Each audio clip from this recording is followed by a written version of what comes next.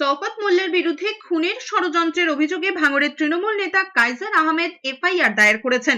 Kaiser আহমেদের অভিযোগ, তাকে খুনের জন্য সুপারি কিলার ভাড়া করেছেন ক্যানিং পূর্বের তৃণমূল বিধায়ক শওকত মোল্লা। নিজের পরিবারের জন্য পুলিশের নিরাপত্তার আবেদন করেছেন কাইজার। অফিস ভাঙচুর, বাড়িতে হামলার সময় ঘাটাল থেকে 4 জনকে খুনের জন্য সুপারি দেওয়া হয়েছিল বলে অভিযোগ করেছেন কাইজার আহমেদ। তার আরো অভিযোগ, কদিন আগে 3 জনের আরেকটা টিম নিয়ে আসা হয়েছে ঘাটাল থেকে তাকে মারার জন্য। কোটি কোটি টাকার সুপারি দেওয়া হয়েছে বলে দাবি করেছেন তিনি। কাইজার আহমেদের দাবি, তাকে ভয় পাচ্ছে তাই আদালতে গিয়ে মিথ্যে মামলায় ফাঁসানোর চেষ্টা করছিল, তা কার্যকর হয়নি দেখেই এখন তাকে খুনের চক্রান্ত করা হয়েছে। অভিযোগ উড়িয়ে শওকত মোল্লা কাইজার আহমেদকে জমি মাফিয়া বলে আক্রমণ করেছেন। তিনি বলেছেন, তৃণমূলের ঝান্ডার সামনে জমি দখল করে প্রমোটিং করাই কাইজারের কাজ। অফিস ভাঙচুর করে, বাড়িতে অ্যাটাক করে, সেই সময় পশ্চিম মেদিনীপুরের ঘাটাল থেকে 4 জনকে নিয়ে এসেছিল খুন করে বলে। তারপর কোনো কারণে তাদের সাথে মনোমালিন্য হয়, তারা ফেরত যায়। গত 2-3 আগে আবার ফের 3 জনের একটা টিমকে ফের নিয়ে এসছে ঘাটাল থেকে কোটি কোটি টাকার কন্ট্রাক্ট করে। অ্যাকচুয়ালি ও ভয় পাচ্ছে,